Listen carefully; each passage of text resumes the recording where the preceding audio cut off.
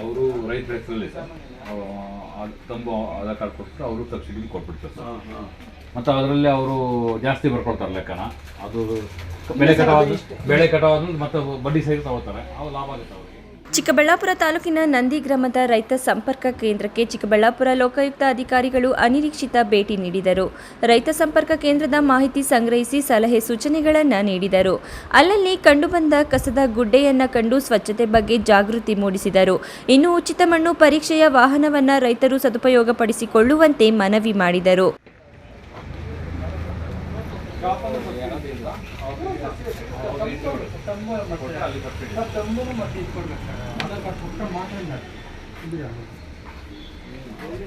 ಅವರು ರೈತರ ಹೆಸರಲ್ಲಿ ಸರ್ ತಂಬು ಆಧಾರ್ ಕಾರ್ಡ್ ಕೊಟ್ಟರೆ ಅವರು ಸಬ್ಸಿಡಿ ಕೊಟ್ಬಿಡ್ತಾರೆ ಸರ್.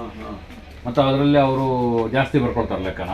ಅದು ಬೆಳೆ ಕಟಾವಾದ ಮತ್ತು ಬಡ್ಡಿ ಸಹಿತ ತಗೋತಾರೆ, ಅವು ಲಾಭ ಆಗುತ್ತೆ ಅವರಿಗೆ. ನೀವು ಮಾಡ್ಲಿಕ್ಕೆ ಆಗಲ್ಲ ಹಾಗೆ. ನಾವು ಮಾಡೋಕ್ಕಾಗಲ್ಲ ಸರ್, ನಮ್ಮದು ಸ್ಟಾಕ್ ಇರಬೇಕಿಲ್ಲ.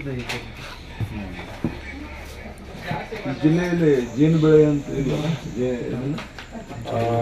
ರೇಷ್ಮೆ ಇದೆ ಸರ್, ಚೆನ್ನಾಗಿ ರೇಷ್ಮೆ ಒಂದ್ಸರಿ ಹೋಗುತ್ತೆ. ರೇಷ್ಮೆ ಹೊಲ ಕರ್ನಾಟಕ ಒಂದ್ಸರಿ ರೇಷ್ಮೆ.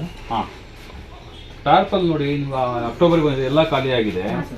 401 18 419 ಕೊಟ್ಟಿದ್ದಾರೆ. ಏನು ಗೊತ್ತಾ ಸರ್, ಇದು KKCನ ಚೆಕ್ ಮಾಡಿ ಕೊಡೋದು ಸರ್. ಯಾರು ಟಾರ್ಪಲ್ ತಗೊಂಡಿಲ್ಲ ಅವ್ರು ಮಾತ್ರನೇ ಕೊಡೋದು ಸರ್. ಪುಕ್ಷೇಟು ಸರ್ 1000 ಕಟ್ಟಬೇಕು. ಅದರಲ್ಲಿ ಎಸ್ಸಿಗಳಿಗೆ ಒಂದು ರೇಟ್ ಕಡಿಮೆ ಇದೆ. ಈ ವೇಳೆ Chikkaballapur Lokayukta SP Antony John, DYSP Veerendra Kumar, inspector Shivaprasad ಸಿಬ್ಬಂದಿಗಳು ಹಾಜರಿದ್ದರು. Lakshminarayan, MMTV news bureau, Chikkaballapur.